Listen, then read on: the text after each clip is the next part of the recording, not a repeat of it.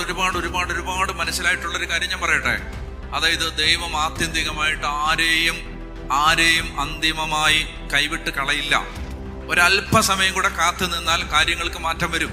മനുഷ്യന് സാമ്പത്തിക ഞെരുക്കമുണ്ട്. ലക്ഷങ്ങളുടെ കടമുള്ള ആളുണ്ട്, കോടികളുടെ കടമുള്ള ആളുണ്ട്, മില്യൺസ് കടമുള്ള ആളുണ്ട്. ഒരു കാര്യം മനസ്സിലാക്കിയിരിക്കുക, ഇത് അന്തിമമായി, ഇത് അവസാനത്തെ ഫിനിഷിംഗ് പോയിന്റിൽ എത്തിയിട്ടില്ല. കുറച്ച് സമയം കൂടെ കാത്തു നിൽക്കുക. ഇപ്പൊ നമ്മൾ കുർബാനയിൽ ചൊല്ലുന്ന ആ പ്രാർത്ഥനയില്ലേ, സർവാധിപൻ. ഞാൻ എൻ്റെ ജീവിതത്തിൽ എൻ്റെ പ്രെയർ റൂമിൽ ഞാൻ 3 വാക്ക് എഴുതി വെച്ചിട്ടുണ്ട്. സർവാധിപൻ, സർവശക്തൻ, അത്യുന്നതൻ. 3 വാക്ക് അതിങ്ങനെ എഴുതി വെച്ചിട്ടുണ്ട് എൻ്റെ ചാപ്പലില്. സർവാധിപൻ, സർവശക്തൻ, അത്യുന്നതൻ.